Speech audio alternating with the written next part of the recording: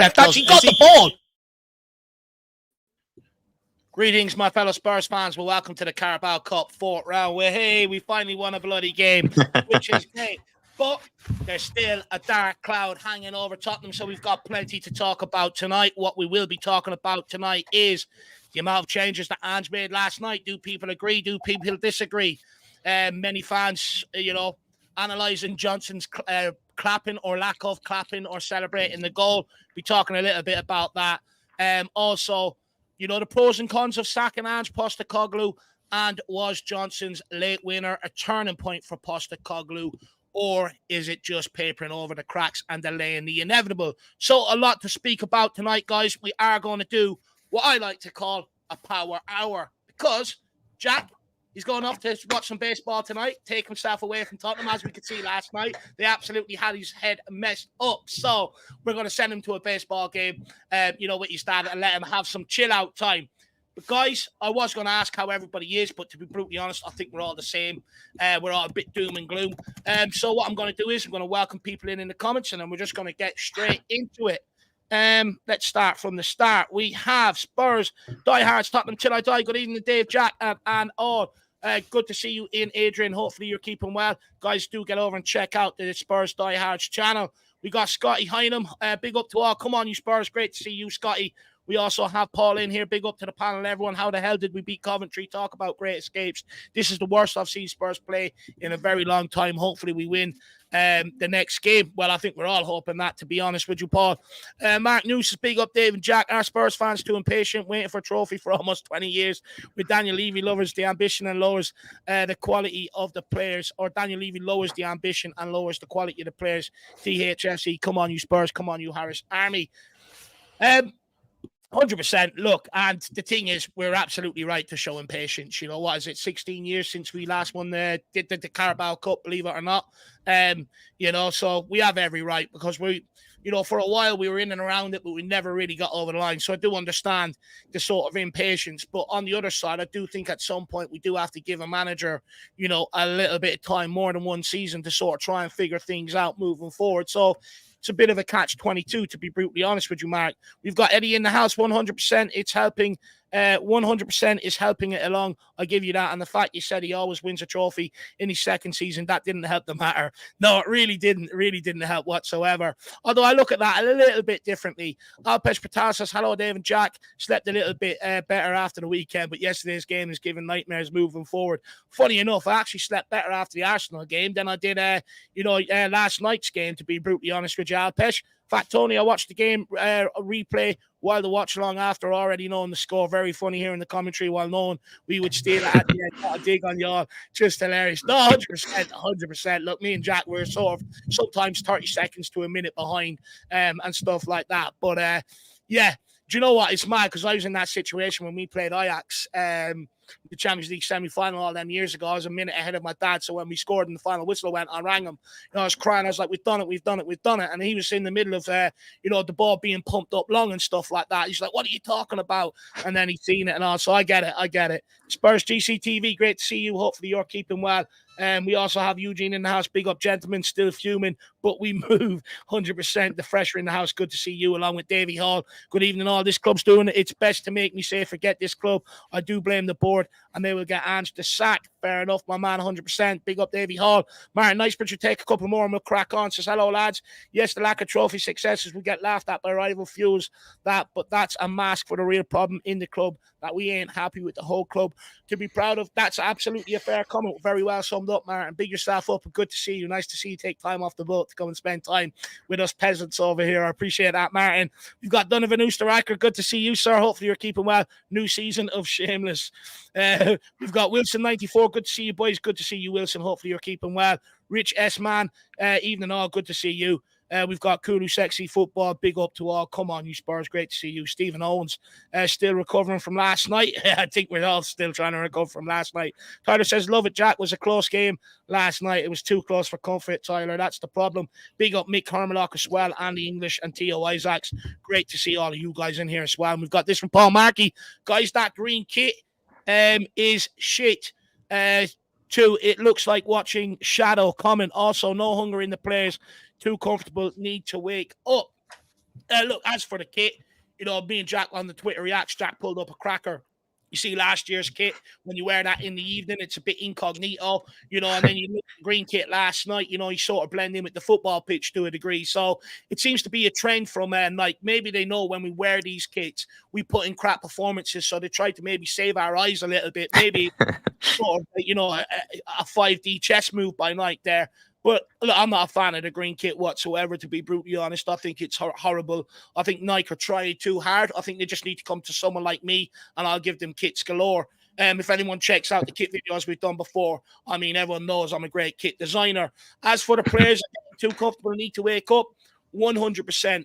But, it seems like, since Pochettino, just quickly, and we'll get into it, enough of me talking, I need to save my voice, I've been doing it for days. But since Pochettino, we've almost allowed the players to give up or quit under managers when the going gets tough. And they've all succumbed very, very quickly, quit very, very quickly. And they've almost passed the torch on to this new squad. And it seems to be a known thing at Tottenham Hotspur. When the going gets tough, just quit.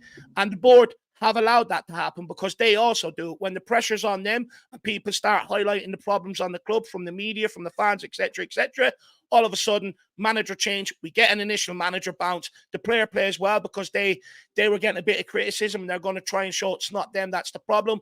And then they get into the same comfortableness again. As soon as the going gets tough, the next manager's sacked. It's just rinse and repeat. And that's all stemmed from the board for their hire and fire policy. When things get tough, they quit as well, rather than show a bit of metal and stick behind someone. So Paul Markey, it's just a continuous problem. And look, as much as we want to blame Postecoglou for everything, in reality, everybody at the club needs to take a bit of blame for the way this is going. The players for being weak and not trying to stand up in adversity. The recruitment team for not getting the right players in for Ange this summer, along with the board for not backing them properly this summer with the right players. So that in reality, everybody has to take a bit of blame, along with Ange Postecoglou to a degree as well. He's too stubborn. He won't change things up. He won't look to some of the younger players and stuff. So, in reality, everyone's really got to take a piece of the pie on this one, to be brutally honest with you, Paul Markey. But good to see you, my man. Hopefully you're keeping well, along with John Fitzpatrick as well, and Jeff Brown as well. Great to see you. But Jacko, over to you, my man. Let's get this going. Good.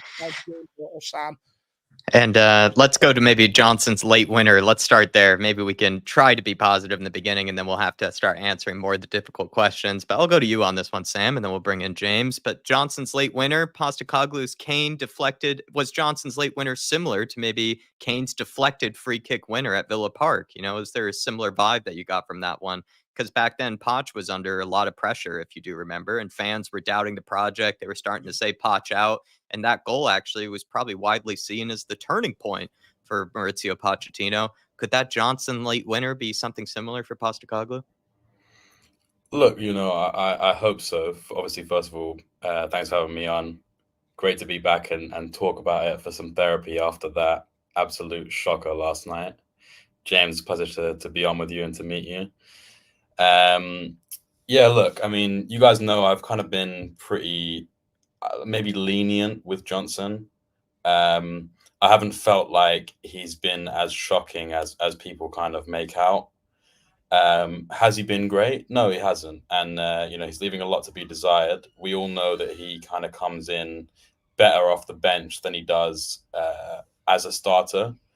And, obviously the injury to Odegaard meant that he had to come in sooner than was probably anticipated. Look, first of all, let's just get it out there. I mean, that was an unbelievable finish. Yeah. For someone who's struggling with confidence and who's got a point to prove, a high pressure moment like that at the end of the game, someone with lesser minerals, let's say, might have fluffed their lines. And the goalkeeper came out, he made himself big, but Johnson just tucked it away like you'd expect Sonny to do, honestly.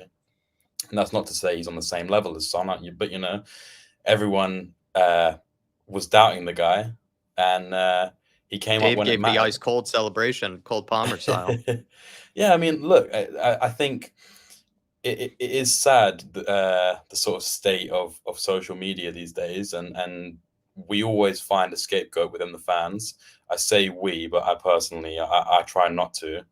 If you're in my club, then I want to support you no matter what, right? I'll give you the sort of benefit of the doubt.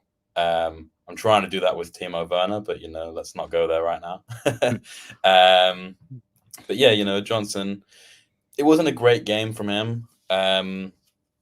Again, but he came up when it mattered, and I think that's the biggest point that we can make for him, and I'm obviously very happy for him.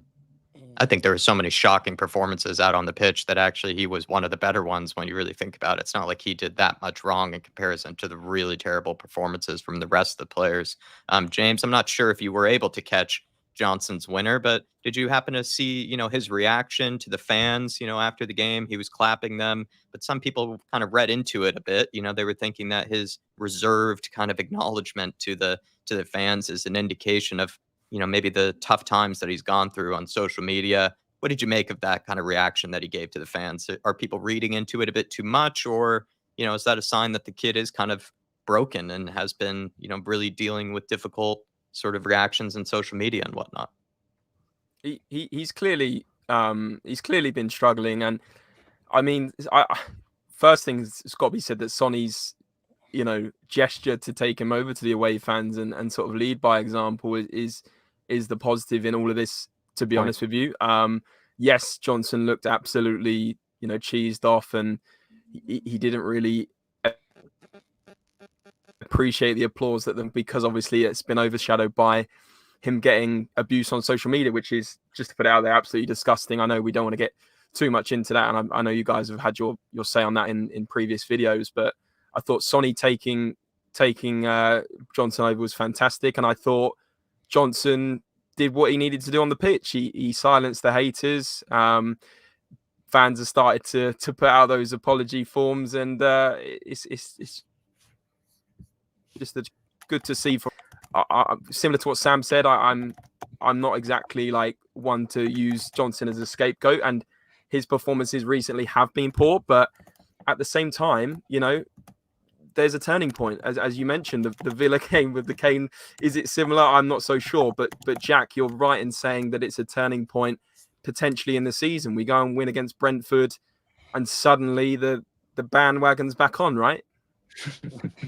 You could smell Wembley at this point. When it comes to Brennan Johnson, for me, Dave, in that reaction to the fans, I don't know if I'm just being, harsh or just not looking at it the way that other people are. I just felt like Brennan Johnson maybe understood the context of the fact that it was a really ugly performance. Coventry City probably did deserve, to go through, and we didn't. He kind of more or less said that in his post-match reaction, Brennan Johnson, to the Sky Sports news team. I think he did say that, yeah, we didn't play well. Coventry City, really outplayed us for the majority of that game. So I wonder if his sort of clapping to the Spurs fans was maybe a tad bit reserved, because it's not like it was a really pretty win or anything like that. It's not like he's going to do what Anthony did, and shush, the Coventry fans or something like that. It's not like he's going to be giving 2 arms, 2 fists, Jurgen Klopp style to the away fans. That's how I read it personally. I don't know if it had to do that much with the abuse that he has received online. And don't get me wrong, he has received plenty of abuse on social media. But I wonder if the guy was just making it look a bit reserved because he just knew that it wasn't the prettiest of wins, really, and he wanted to show some respect practically to the Coventry City fans. Or am I reading it the wrong way? No, I think that's exactly what it is. I think it's him reading the room. We got away with one. Spurs fans won't tolerate. If he knew himself, if he went over there clapping and doing all of that, ripping the shirt off, absolutely berated him. They would have absolutely berated him. It's Coventry. We shouldn't be celebrating. We got away with one. Blah blah blah blah. Me, I think it's just him reading the room. The problem we've got with Brennan Johnson is he's so divisive. He's such a nice guy. He's got so many people that are willing him to do well. And even me, even though I don't see what other people see in him, I still want him to do well at Tottenham Hotspur. But I think, this whole, he's not celebrating because he got abused by Spurs fans. I think that's just Brennan Johnson fanboys, using something to clap back at fans that are maybe giving him a bit of criticism. Don't get me wrong. When someone that sits there and personally goes into his account and sends him abuse, that's just absolutely vile. There's no need for it. There's no need to do it to anybody, actually. We're all human beings at the end of the day. Let's treat each other with a bit of dignity and a little bit of respect. I get sometimes we can all get angry and pissed off and stuff like that. But, criticizing them on football is one thing. Going in and doing that, like I said, is a complete different thing. But I think it's just ball blown out of proportion, to be brutally honest. I think it's exactly what you said, Jack. In terms of is it a turning point for Ange Postecoglou? Look, I did see a bit of symbology there. I was reading something earlier on. I think it was the Coventry coach that actually scored the goal for Alex Ferguson in the FA Cup. That saved him his goal, saved him his job. You know, he's manager of this game, and now we're witnessing Brennan Johnson, who's took a lot of criticism from the fan base, scoring that goal for Ange Postecoglou. And you know what? Dressing rooms can be a weird place sometimes. When things are going against you, the fans are on you, the media is on you, etc. There's so much scrutiny on you. Sometimes that can just like lower your confidence. Sometimes it lowers your belief, etc., etc. And you start listening to it sometimes, and it can affect what you're doing on the pitch. And when things are going against you, sometimes you just need that win by hook or crook to just completely relieve that, stick a pin in it, relieve the valve, let all the air out, and just sort of breathe a little. But is it a stepping stone? I think we're going to have to wait to the Brentford game to really find that out. If they go out there, put in a really good performance, go and create a load of opportunities, take a couple of them, and we go and win that game convincingly, I think then maybe you could start to look at it like that. But right now, I think many people are looking at it going, you scraped through. We could have lost that 4 or 5-0 last night. Go and show us against Brentford. So where I'm at right now, I don't think we should get too carried away either way, to be brutally honest. Let's just wait and see what happens against Brentford. My biggest fear, Jack, and I've said this to you about a month ago, that Man United game could be a Sakako yet again, like it was Solskjaer and Nuno. It could be a Captain Hindsight moment where we either look at it as maybe the turning point for Ange that kind of saved the squad morale, saved their confidence in him, just sort of saved the fan base, or it could just be seen as, you know, something that really was just maybe not much of anything. And, you know, the writing has been on the wall for some time. It's really hard to make that prediction. Paul Markey saying both goals came from us breaking from the defense. To me, the lesson is for Ange. P.S. It wasn't Bentancur top class. He's our top midfielder. Kind of some different reactions on Bentancur's performance. I've seen some people give him praise. I've seen some people say that he went missing for large periods of the game. For the most part, I'd agree with Paul. I actually think Bentancur has not really been the problem in midfield for the majority of these games. I think he's actually been all right. Wouldn't say he's been exceptional or anything like that, but I do think he's been very good in certain games, like Leicester City before he had that concussion. I actually thought he was one of the better midfielders in the game. And then also in the North London derby, I didn't think he was actually that poor on the day. I actually thought there were other players that would have looked to first before him in that game. But Bentancur's had a mixed time here so far. But, you know, some people, they want to see us play more counterattacking football, James. I mean, you know, the fact that both of our goals came from kind of, you know, sort of counter transitioning type moments, you know, people are going to use that maybe against Ange Postecoglou. This is where I think Ange Postecoglou, though, is getting Bentancur's position a little bit wrong. When we were looking at him under Conte, he was the one getting further forward than Højbjerg, and he was contributing with goals, with assists, playing a bit of creativity. When you look at him last night, he turned the ball high into the midfield, higher up, got the pressure on, and then played that pass. I think Postecoglou, I would like to see him try him in that number 8 position and not that number 6 right now.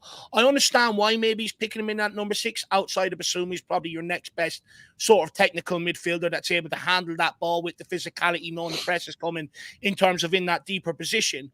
But I really would like to see Bentancur in the 8 and see him push on a little bit more. That's where I think he would be best suited in this midfield, Paul Markey. Don't get me wrong. I don't think he's the worst player right now.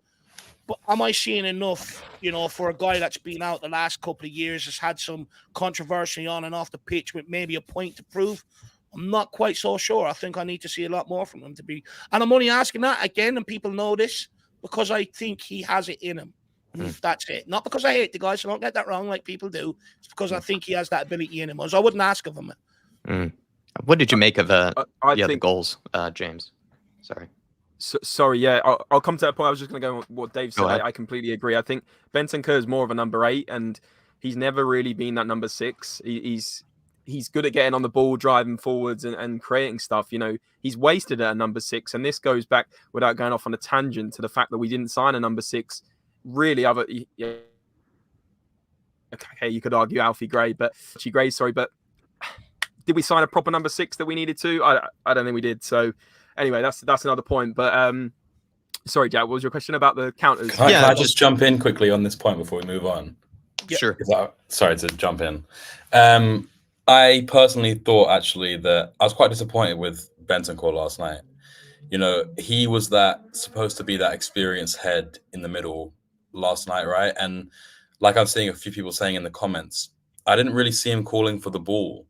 I thought the same kind of arguments that people would make about Højbjerg, you know, he shied away from getting on the ball and trying to drive us forward. And yeah, I agree with you, Dave, about he was good against Leicester, and I also agree with James. You know, he is wasted as the six, but I think on top of that, he is actually quite like aggressive in his challenges, and I think sometimes that goes against him. I mean, we've played 3 games this season, right, in the Premier League, and every single game he's got booked, which is putting us under quite considerable pressure when you've got one player who's basically playing that defensive like midfield role, and he's on a booking. You know, it's the same kind of arguments you'd make with Basuma with his tackling and his discipline last season, you know, getting a lot of bookings. He might end up getting a suspension before you know it. You know, if he continues on this trajectory, it will be as soon as he can get a suspension, he will. And then we've got one midfielder and Basuma's that might be out, you know, so you put us under pressure. But yeah, that's all I'd say. I wanted more from him yesterday, and I don't think he really delivered other than, you know, the pass and a few moments here and there. Yeah. No, absolutely. Paul Markey, you know, we'll touch on Ange in just a second, you know, about maybe some lessons that he can take from this game. Really appreciate your support. And, you know, I'm kind of in your bracket. I actually think Bentancur has actually played all right, but it seems like he's a divisive character at the moment in that midfield. But I know you definitely like your South American midfielders, and you can see the good sides of them. That's for sure. Lazy 8 in here, he's saying Brennan Johnson lacks consistent focus, confidence, as well as aggression. All of those things, though, can be improved on with a player at his age. I think there's a player in there, and I'm backing him this season, the Johnson Third Kit Uncoming, Johnson Third Kit Society. Maybe Adrian Chia will join you, Lazy 8. I mean, any Brennan Johnson defenders? I know, Sam, you are, you know, James, I'm not sure your opinions on Brennan Johnson. You know, do you agree with what Nick has said here, that, you know, he's a player that lacks some of these things, but it can be worked on, and he believes there's a player in there? I mean, he's clearly not he's clearly not a bad player, but is he a 50-60 million pound player? That's up for debate. I think he could still improve on how, you know, even his top level at Spurs when he was coming off the bench and scoring and getting assists last season. You know, he didn't get better considering he wasn't really, you know, overwhelmingly incredible. So, you know, the fact he gets in the right positions is a massive positive. You know, he beats his player well. Does he put in an amazing cross? His end product's up for debate. Can that be improved as a 23-year-old? Yes, it can. But is his ceiling that high? I would argue no. That's just my honest opinion. But I still think he's got a point to prove in this team. And I think the end of the game yesterday is a great kickstart for that. Sam, I know you want to move in with Brennan Johnson. What's your thoughts? No, look, are you in the Third Kit Society? Are you joining it? I try not to get names on the back of my kit because, like, the perfect example is the season we signed Tanguy. I think my parents bought, like, me and my 2 brothers, they bought us kits, and they asked me what name I wanted on the back. I just got my own name because I worry that, like, first of all, you just above all else, you know, you want that player to do well because they're on your kit. And then when they don't, or if they leave on, or, you know, for Tanguy's case, things get controversial, then you're stuck with this kit that's got like a bad memory on the back. But yeah, I hate getting names on the back of my kit as well.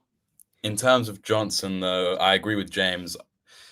As a, you know, a footballer, I don't think his ceiling is too high, right? I don't think he's ever going to turn into like a Ronaldinho style winger who's doing like stepovers and elasticos and, you know, beating players with sheer skill. I don't think anyone's under that sort of illusion. Does that make you a bad player for not having flair? No, it doesn't. What I do think, though, is we are now in like a period of football where systems are so important. And look, it goes back to Ange signing Johnson, or wanting to sign Johnson, because Johnson, he felt like, would fit his system, right? So if Ange can get the most out of his system, then he'll get the most out of Brennan, and that's all we want, really. Like, again, no one. I'm sure there are people out there who enjoy like battering their own club and their own players, but I think for the most part, fans don't want to be hating on their own players. They want them to succeed, and in turn, they want the club to succeed. So I don't know if Brennan will ever reach the heights, but I think he can definitely play a role for us. And 15 goal assists last season. Stats aren't everything, but that's promising for someone who a lot of fans were saying wasn't doing enough and was maybe not clinical enough and doesn't have great delivery. So he's clearly doing something right, or the system's allowing him to do something right. So I'm not against him playing. I think he's definitely more of an impact player. And realistically, he's going to start a lot of games because Odebear is going to be inconsistent. Teamy Weenie shouldn't be on the pitch really ever, except for maybe if we're already 3 goals up and the opposition has to come out. I don't know if Moore's going to get considerable game time. Otherwise, I think he would have played last night, at least some sort of role.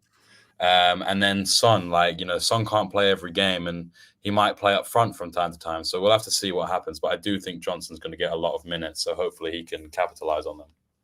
Sorry, Sam. Did you just call him Teamy Weenie? That's Timo Weenie. That's what we call him over here. Oh my god! Sorry, I just had to double check that one. Yeah, feel free to take it off of us. We're not, we don't hold down, any of the nicknames that we give the players. Happy to share them around. And especially after last night, Timo Weenie is probably putting it quite lightly about his performance, if you want to be honest. Yes, Dave. Just quickly, when it comes to Johnson, then we'll move on to the bigger talking point. I think Johnson is better in a counter-attacking system. I think he thrives better when he's a lot of time and a lot of room to maybe think. That probably answers the question. His goal last night, he finished it because he had so much time on his side. If he didn't hit the target or didn't finish it, we would have went absolutely ballistic. When you look at his impacts, most of that impact that Sam was talking about, a lot of that has been off the bench. It's later on in games where there's a lot more space for him to operate in. And this is why I think he's really going to struggle to really adapt to Tottenham Hotspur in the long run, because with the way we play and traditionally teams, because of we're a small club inside the Big Six in terms of Big Six, but in the rest of everyone else's eyes, we are a big club. They're automatically usually going to try and step up and find a way to negate us, compact themselves a little bit more. And until Johnson can learn to adapt to that, be able to skin his man, take players on, play through balls in tight spaces, and not only that, whip a bloody cross in. If I see him pinging off the fullback, standing in front of him again, I'm going to absolutely lose it. It's not hard to wrap your foot around the ball and bend it around the guy or create that half a yard to be able to swing it. It's just, that's where I think Brennan Johnson is going to struggle long term. However, I don't hate him. If I had a daughter, I'd let him marry her tomorrow. He's an absolute very nice lad, and I really do hope it works out for Tottenham Hotspur. But that's where I question whether Brennan Johnson will ever truly make it at Tottenham Hotspur. But I'm open to be proven wrong. And Nick would be at your wedding, Dave, and he'd be wearing that Johnson third kit, I think for your daughter's wedding. Him and Sam will have to fight out Royal Rumble style to see who wants to be best man. Really appreciate the support, Nick. And I think this is the year for Brennan Johnson. I think we've maintained that from the very get-go, that he had his first season where, some people felt like it was an overrated season. Some people felt like it was an underrated season. And I think that narrative has carried over into this one. And we'll find out what he's truly made of and if he'll prove people wrong, or if he'll end up making us sign the apology forms. Georgie Hill's come in here saying hunger for trophies, and he's answering the main question that is on the title of this stream. So I think we'll go to the big question that plenty of us will want to have a say on. He says hunger for trophies has fueled a fan impatience with every manager since Pochettino. I want Ange to be the guy, but we need to stick with a manager regardless. Come on, you Spurs. Come on, you Harris Army. I mean, that's the question that we have for today. Is desperation for Silverware driving the majority of the fans' impatience? We are a season and a handful of games into Ange's tenure, and it feels like it's turning already, Sam. It's definitely an element of both, but do you think fans are impatient with Ange being the manager or just starved of success? I think it's a bit of both. Don't get me wrong, the things I would do for a trophy, don't ask me. As I've said before, I grew up around... Find Sam's limits. I grew up around Liverpool fans, loads of Arsenal fans, loads of Chelsea fans, and I was often there was like one or two Spurs fans in my friend group and in my year at school, and I was often the the pinata that everyone was just beating on, trying to get that candy of those sweet Tottenham tears. But so yes, I do think there is an element of what just really wanting trophies, but I also do think that he's not helping himself, Ange, with kind of some of the decisions that he makes. I mean, if we're going to speak specifically, last night, one of the main things I've said to you guys on the panel before in the preseason is if we're not going to do anything in the league, which the chances are we're not, I don't want to see Ange make more than 5 or 6 changes to the starting lineup. I want to see the younger players get minutes alongside their more experienced counterparts. And what did he do? Like a few weeks after a year, since we went out in the first round to Fulham last season, we make 8 changes last night. And it wasn't necessarily the players that I'm angry with, because when you look at it on paper, realistically, other than maybe Werner, pretty much everyone else on the pitch you were probably quite happy with, or at least seeing them get game time. But in order to actually get the most out of these players and give them a fighting chance to actually kind of cement a position as one of the choices for the first team, you need to give them the right tools to work with. And, playing Dragusin alongside Ben Davies, 2 players that have seen no minutes pretty much. I know Dragusin had the game against Newcastle, but 2 players who have seen not a lot of minutes. Ben Davies has hardly played at all this season. I will big him up for that block because he's my guy.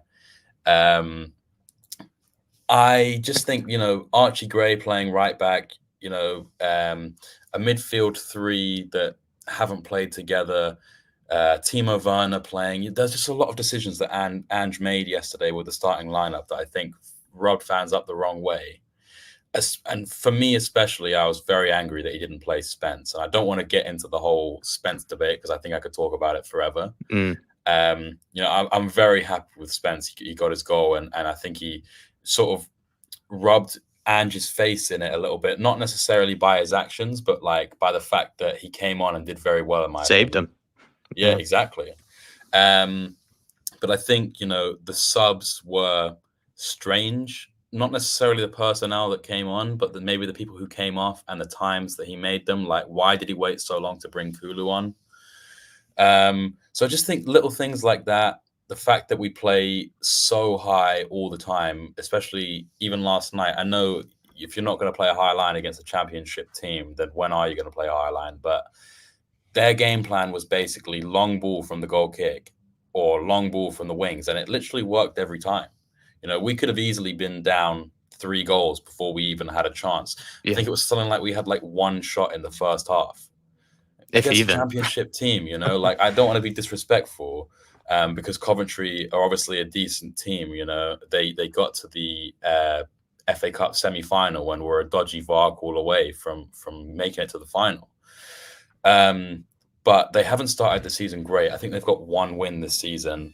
Yeah. The commentators said before the game that they're also struggling to score goals. And if they're struggling to score goals... And they made about 8 changes to their starting lineup as well, even more than we did. They didn't even have their starting midfielder playing, that Sheaf guy, who's apparently their captain as well. So I think you're looking at it as a fan, or at least I'm looking at it, and I'm sure that you guys kind of agree.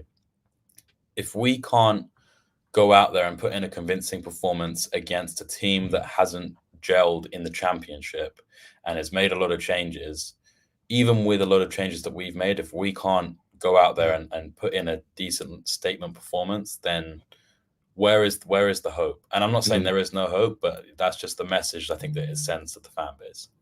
What do you think, James? I mean, do you agree with George that the hunger for trophies has fueled the fans' impatience with every manager that we've had since Pochettino? Just to start off with, I've been on Twitter since the meltdown yesterday, I thought we'd lost, honestly, like the reaction we were getting. But I do understand the frustration. You know, it's been nearly 17 years without a trophy. But one thing's got to be said, that we're only 1 year and 1 month into this Ange project, right? We're not even gonna necessarily win something this year. I mean, I probably bet I wouldn't, but my point is, you've got to have patience in a project that Ange is trying to build. You know, we've bought a decent amount of players this summer. Was it enough? I'll let you guys decide on that. I probably would say no, but that's another issue, right? That's to do with backing of the club and everything else. But you've got to give at least 10, 15 games before we start doing panic stations. If we lost last night, I'd understand more frustration. And I understand that we played pretty poor, as Sam's just completely rightly explained. But win against Brentford, right? Win the next couple of games, and suddenly that pressure, I think Dave described it well. You put the pin in the pressure, and suddenly we're on an upwards trajectory.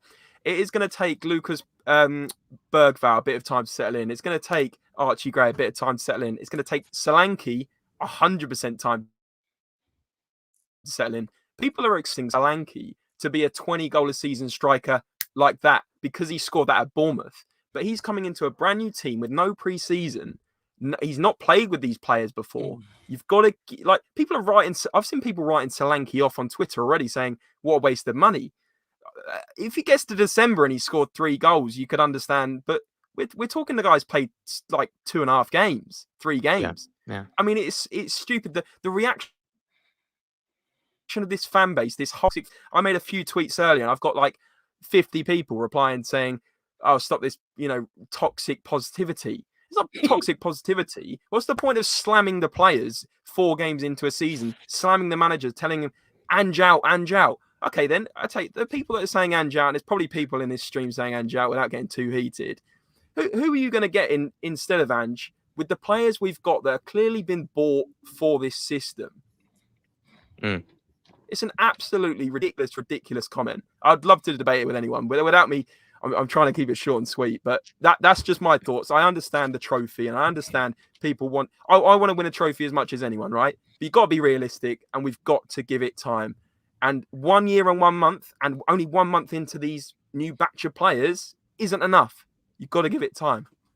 Do you feel like, though, maybe part of the frustration and maybe part of the impatience with Ange might not even have to do with the, lack of trophies? It could actually do with the fact that some of this form that we're seeing has been carrying over from last season, right? We ended off last season in a terrible, terrible run of form. And there's been some pretty damning stats to show that in the last, 32 games, we only have about 44 points. That's relegation form. 32 games is nearly a whole season. I believe in the last 10 games, we only have something like 11 points or something. I could be wrong on that last stat that I gave, but definitely in the last 10 games, we don't have that many points to show for.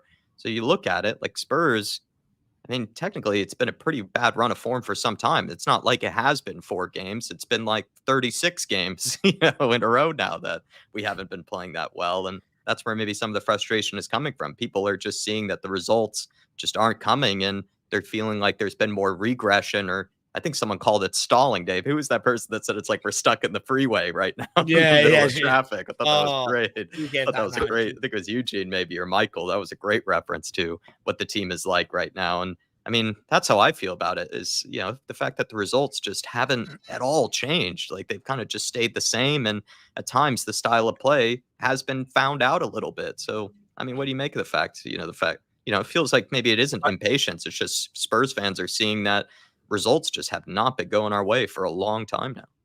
Jack, I do understand. I do understand that, and there's no hiding behind the fact that our form since like November, it's March, we've only beaten two top 10 sides or whatever it is, something crazy.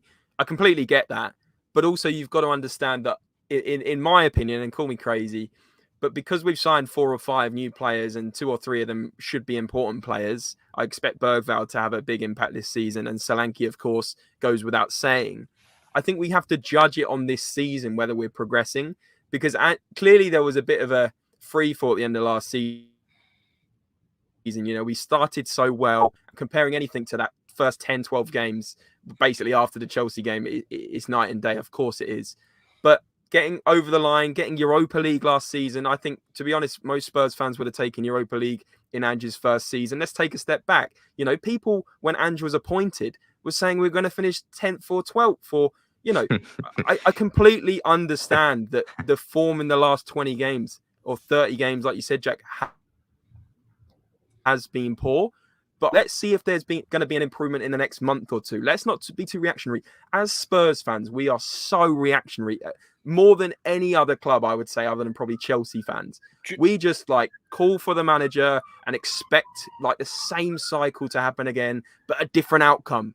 It's called like lunacy.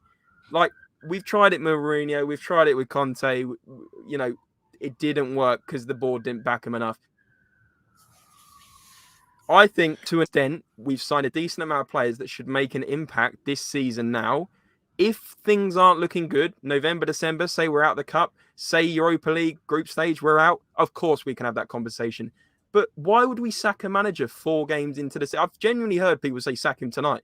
I can't believe it, honestly. I don't know if I'm going crazy, but I just don't understand that.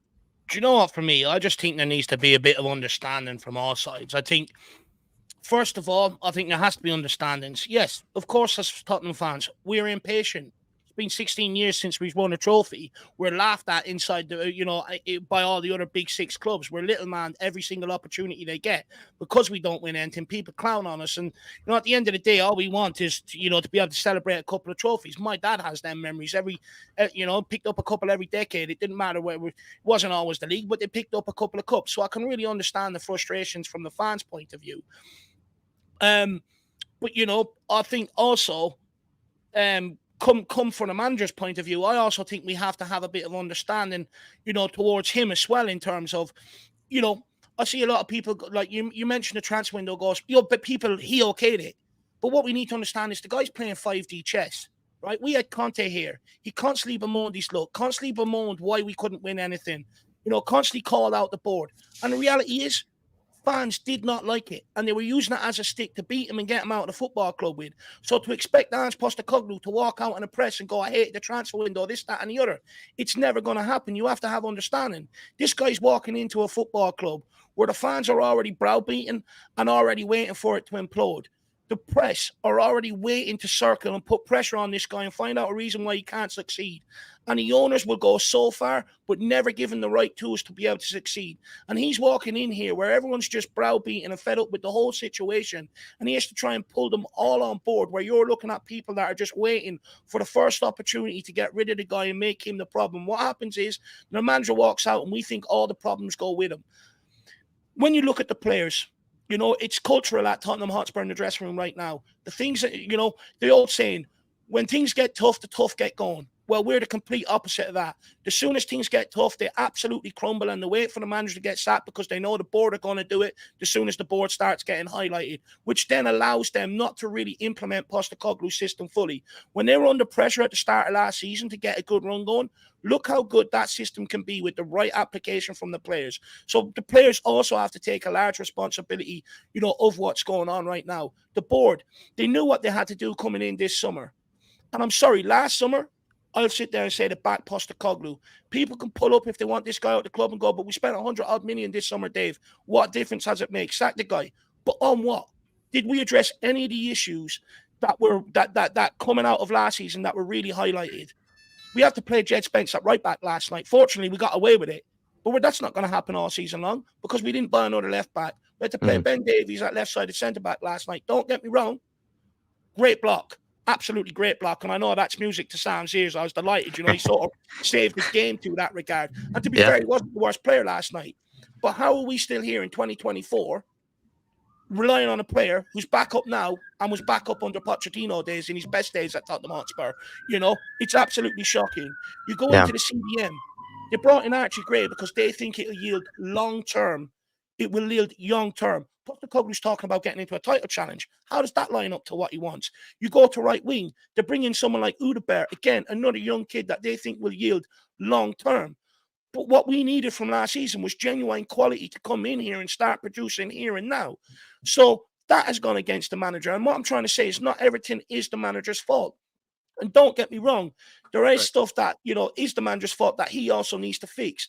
But I just think absolutely everybody just needs a bit of understanding towards each other. And this situation can get sorted. And at some point, we are going to have to take a little bit of pain to bear fruits. We are going to, we can sit here and go, it's a long-term project, but how long have we been into this? But when you keep chopping and changing projects, that in its essence is just delaying the long, painful rebuild that you have to go through at some point. And lastly, when it comes to Harry Kane, and I know people are going to say, Dave, get off him, you're his lover boy, etc. But in order to identify a problem, you have to acknowledge it. I think many people don't want to acknowledge it because they were happy to see the back of Harry Kane when he left. But we still have to acknowledge when he left a creativity and a clinical vacuum in this squad. And that's something that Postecoglou had to come in and inherit and try and put the pieces of the puzzle to try and put together. And it demonstrates how good and how much reliant we were on Harry Kane, that now we're struggling. And that was always going to take a bit of time. So there has to be a bit of understanding to that degree. And that's probably why a lot of times we look atrocious going forward. And yes, we can go, well, no other teams have Harry Kane, so it's an excuse. It's not really. We did. We relied on him so much going forward. We relied on him to bail us out of a lot of games, put points on the board. And one thing I tried to highlight in the summer is that guy put 24 points on the board the season he left with his winners and equalizers and stuff like that. We don't have that guy now. We're paying the absolute price for it right now. And that's not all on Postecoglou. Like I said, there's plenty of things he's doing wrong.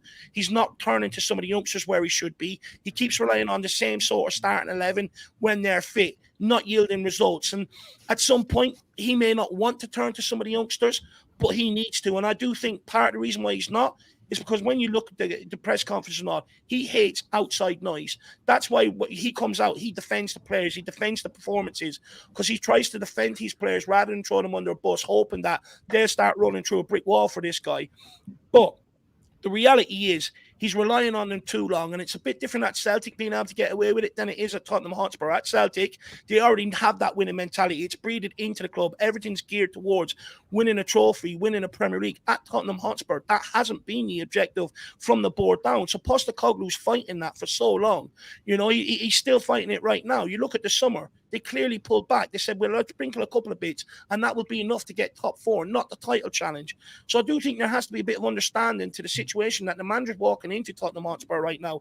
Any manager that walks in here is walking into a pressure cooker environment straight away. Media, fans, ownership, all waiting for this guy to fail, all waiting for him to take the problems with him, and then we move on, get the initial manager bounce. It can't keep happening. At some point, whether it's Postecoglou or the next guy, you have to show somebody a little bit of understanding to try and get things right at Tottenham Hotspur.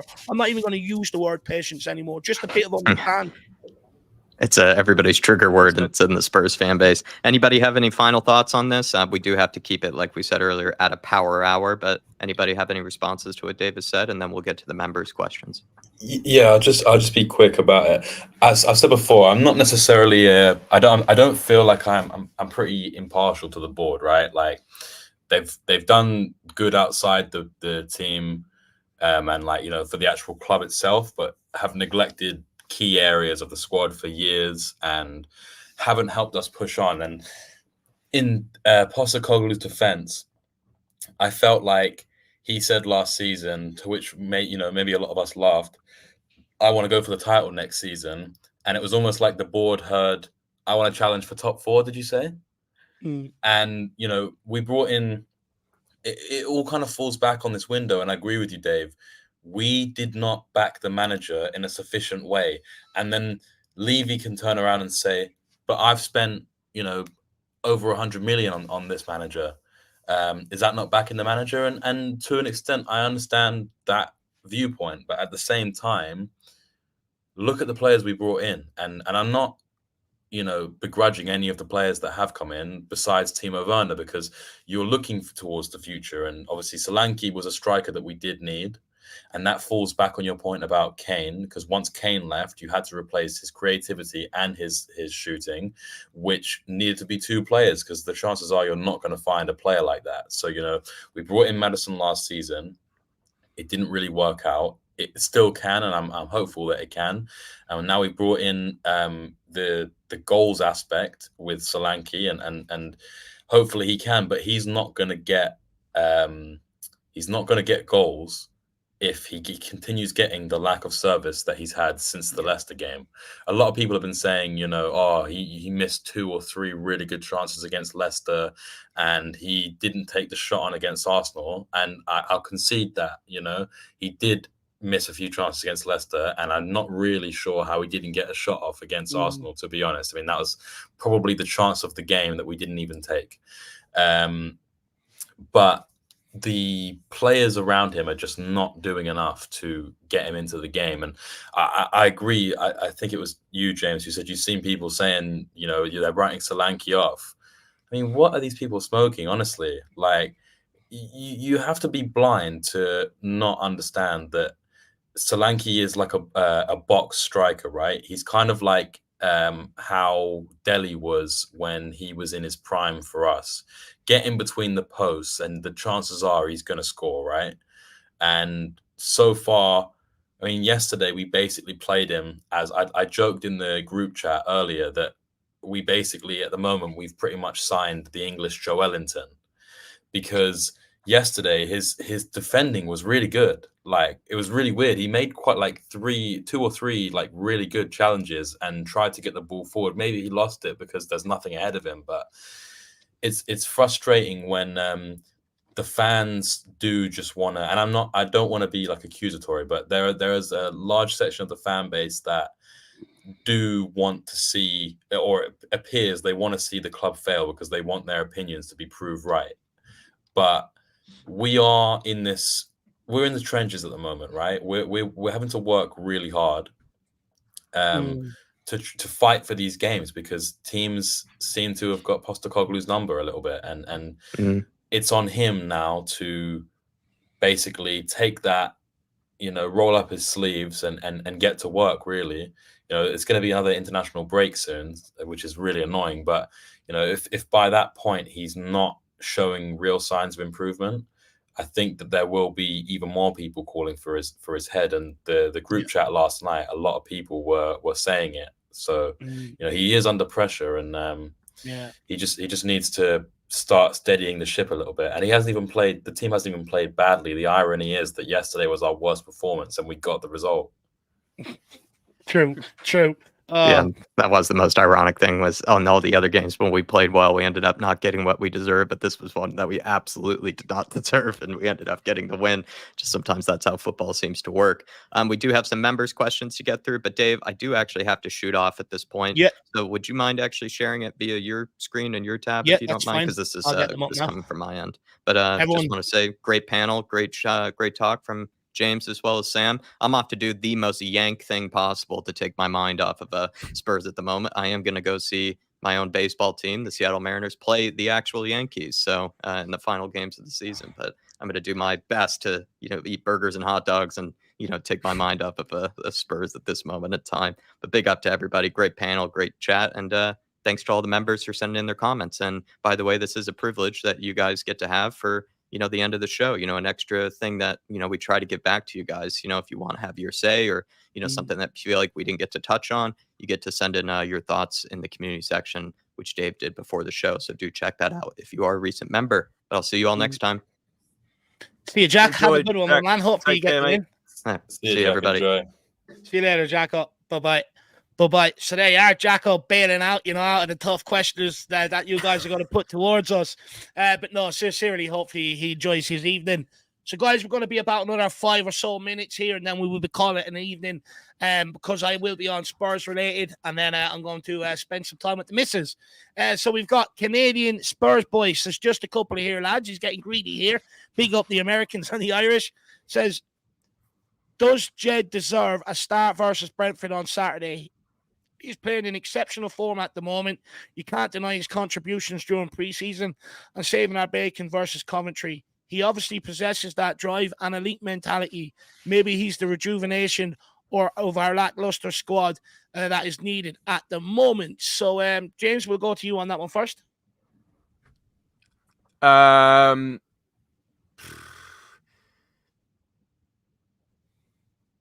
think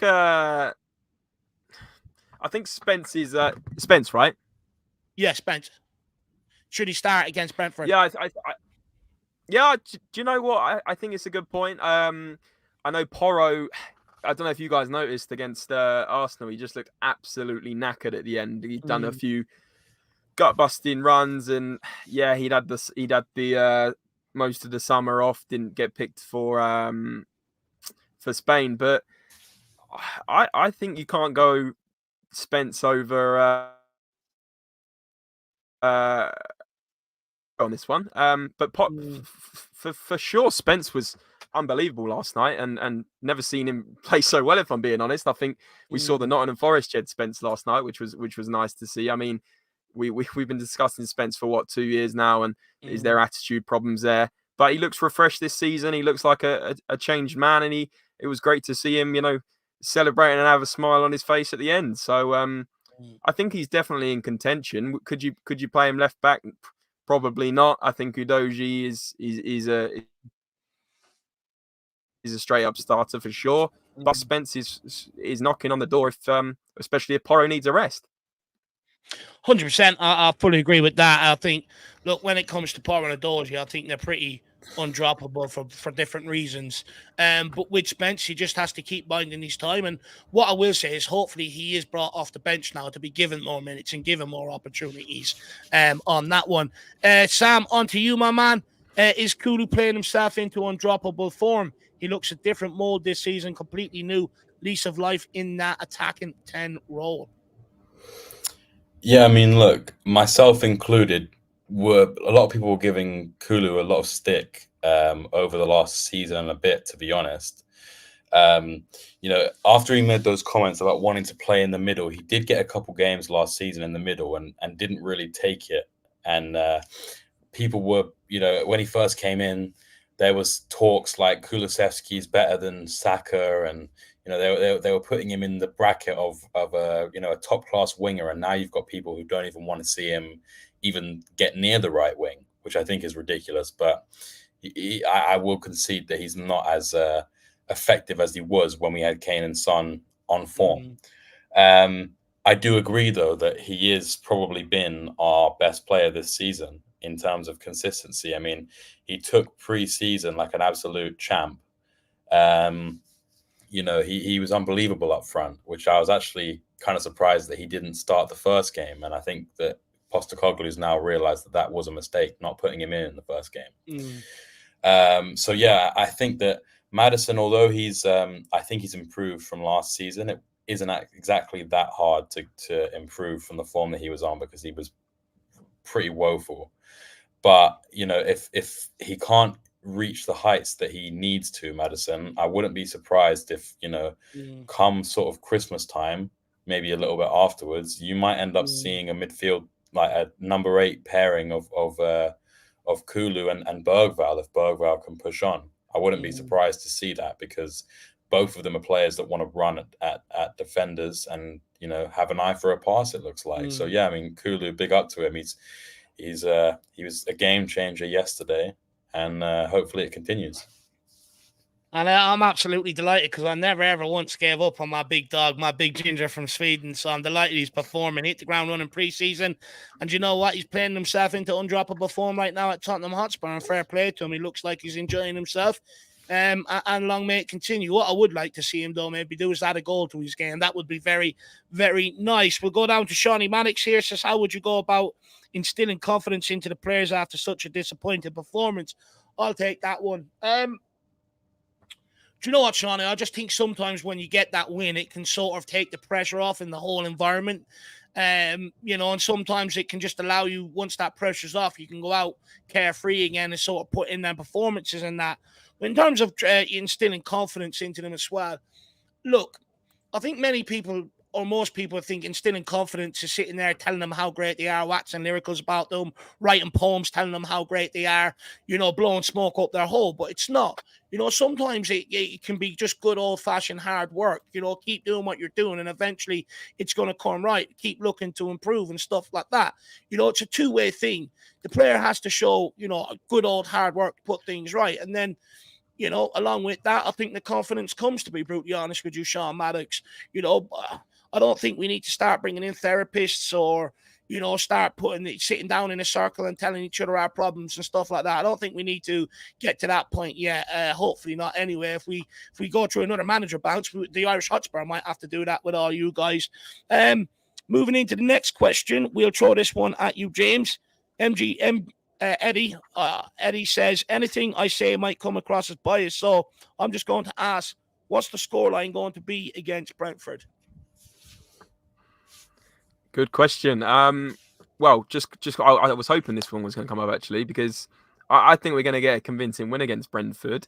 However, it was only last week when they nearly got a result at the Etihad, wasn't it? Man City only beat them 2-1, kept Haaland fairly quiet. And when I say fairly quiet, I mean it didn't score a hat-trick, because that is quiet for Haaland at the moment. And yeah, I think we're going to come out home advantage. 3 p.m. Saturday. Can see us cutting to the chase, getting an early goal. Maybe Brentford come back. Obviously, we always concede pretty much. And then I think we'll come out second half and get a couple goals and put the game to bed. I'm going 3-1. Oh, well, we've just done a channel predictions, which will be released in the morning. And, the ones that we should have got you to do it, James. The Spurs fans weren't too confident heading into this game. So fair play. Bit of confidence there from James. We'll go into the next question. I think we've got one or two more here, guys. We'll throw this one to you, Sam. Lee Harvey, 69. Good choice of numbers there, Lee. He says, if Ange was to get sacked, who would you think could or would be a better candidate? Go on, say Southgate. We know you want him.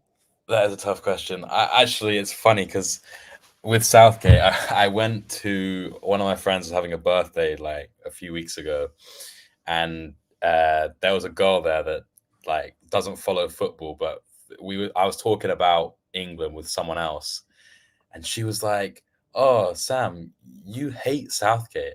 And I was thinking, how do you know that? And she was like, on your stories during the Euros, you were, slagging him off like every time he got it. And I was like, yeah, I could never be happier that Southgate got the sack. No disrespect to him. He's not the guy that I ever want anywhere near the club. I don't know if I have like a particular candidate. Like, I still have that romantic hope that Pochettino could do something with this squad. Obviously, that can't happen now because he's out with the USA team. I've been seeing people talking about Amorim, the guy from Sporting. I don't watch a lot of Portuguese football, but I've been impressed with him when I've seen Sporting play in the Champions League and in the European competitions.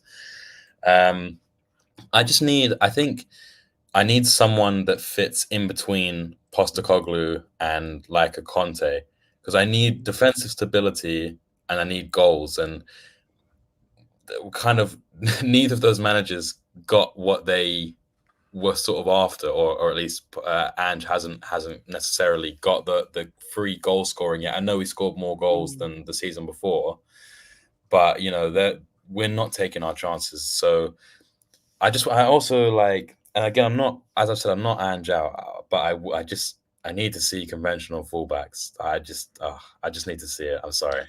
You need to open yourself up and be receptive to something new, Sam.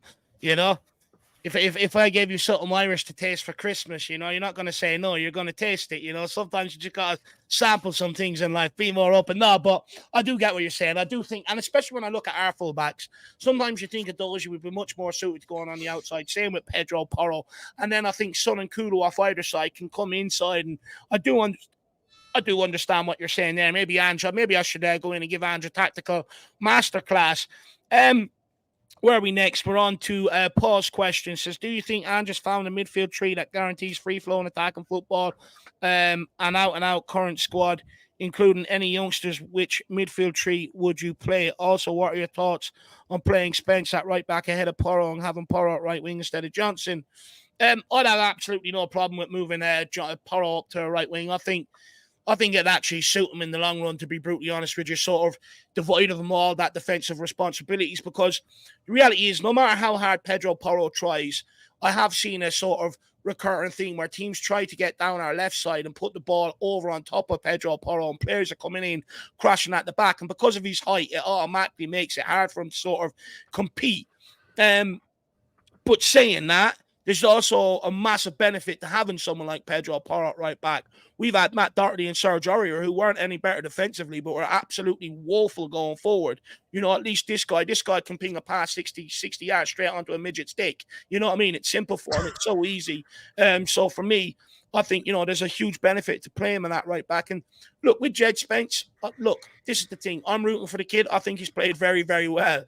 James, you're making me lose my train of thought there. But there's no rush to get him in. He's around the periphery of the squad. Keep taking his opportunities. Eventually, the right time will come for this guy. I do think he should have started from the start yesterday, though. I think Postecoglou made a mistake there. And then what was the other half of the question? He says, do you think the midfield three? Look, I feel sorry in a regard to Postecoglou in terms of the midfield three. There's been so much rotation there over the last couple of seasons. You've had Skip, you've had Højbjerg there gone. That now you have Archie Gray, you've Bergvall in there. Bentancur's been missing for large parts of Postecoglou's tenure. Basuma, with his suspension and the AFCON and stuff like that. He hasn't had a clear run at Tottenham over the course of a whole season, and that as well in that position. He's had to sort of bring Kulusevski in there. Madison was injured for large parts of the season, so I think he is finding. I think he is finding it tough to find that right balance in that midfield tree. But do I think he has the balls to play different combinations to try and find that right midfield tree? I don't. I think he keeps picking between the same 4 or 5 and trying to make it work, and it's not really. I think he should be open to maybe trying a couple of new things in there. But it is a massive part of the problem, especially defensively. We get exposed, but we know we needed a CDM. They said they're bringing Archie Gray because it also saved them having to buy a right back. That's not Postecoglou's fault to a large degree. We said he said he wanted an energetic midfielder for the number 8. They didn't bring that in because, again, they said they'd rather go and spend the money on someone like Archie Gray and that as well. So I do feel sorry to Postecoglou to a degree as well. He's just trying to make the pieces of the puzzle that he's got available to him work. And at the end of the day, he has to as well. It's a high-pressured environment. And then down to the last question from Scotty Hynam. Says, has the players lost faith in Ange Postecoglou? We'll let each of you guys have a quick answer on that, and then we will end off because I need to get over to Spurs related. So we'll start with you, Sam. I think, in short, no. I'm sure there are some interesting sort of discussions maybe going on behind the scenes, maybe in Spanish, if you will.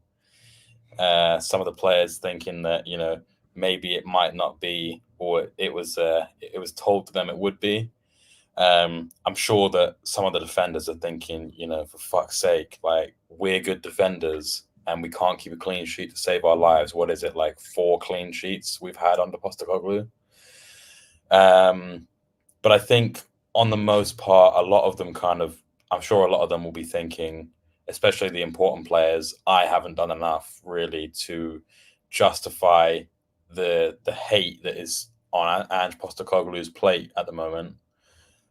Maybe hate's a bit strong, but I think a lot of players will be looking at themselves and thinking, I need to do more and I can do more. So I think, in short, no, I don't think they have lost faith. There might be some people wavering, but as with all systems, these kind of things, they will come to the fore eventually, and Ange will deal with that how he sees fit. I just wanted to say just quickly as well, I think on the last question, he hasn't found his midfield 3 yet, and I think that is affecting our balance in the midfield, because no one knows. He's not sure who's going to play there, and no one's got that position solidified yet, and I think that there's a bit of a lack of confidence coming around that. But yeah, I'll leave it at that. James, do you think Andrew's lost the dressing room? Definitely not lost the dressing room. He's lost half the fan base apparently on Twitter, like I said earlier. But no, I don't think he's lost the dressing room. And it feels a little bit toxic at the moment, but it doesn't feel like toxic levels that we had with Conte, where he had lost the dressing room, and with at the end of the I say the end of the Mourinho era, that was kind of a bit sudden, wasn't it? And he got sacked too early. But I don't think any player is sitting in that dressing room thinking Ange isn't the manager. I actually don't think they are.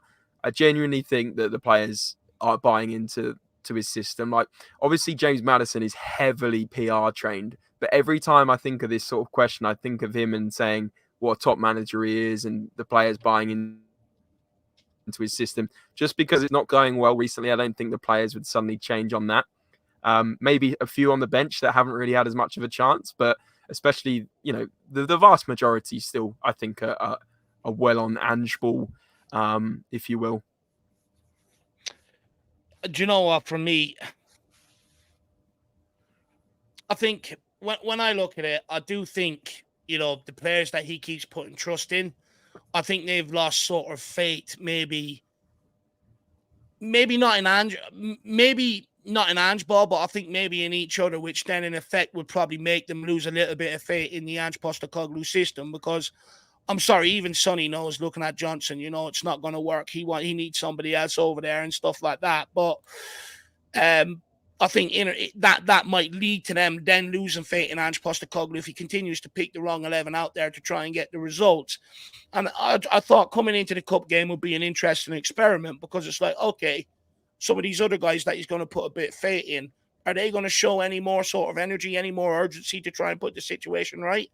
And they didn't, which I think is a huge concern for me. If he's turning to players and they're not coming in and having that immediate impact, it is a concern to me, which shows maybe he is starting to lose some of the dressing room. And I think Sammy Mockbell put out a little bit of a piece there the day before the commentary, Graham, and he sort of said, that some of the outside noise was creeping into the dressing room, and he was asking the players to sort of ignore it and believe in him, which I've heard similar rumblings with Conte, players sort of listening to outside noise about why they're doing things and questioning stuff and that sort of stuff. And it is a concern. I'm not going to lie. I just hope that we have one or two players like Postecoglou who want to keep this guy here, can step up and drag people with him. And you never know. A situation like this might unearth new leaders in this squad. It's a big ask. It's a big hope. But at the end of the day, I don't want to give up on Ange. Don't get me wrong. I was that close yesterday to going, you know what? Just get him out of the club. Even though it's not all his fault, and I completely recognize that, there's only so much of that football I can watch when it's that bad. It's lacking creating chances and stuff like that. Like yesterday was one of the worst games we've played. But it's still hard to weigh up 100%. Has he lost the dressing room? You look at Jed's bench there yesterday, urgency to put it right. Kulusevski come off the bench, urgency to put it right. So he hasn't lost everybody.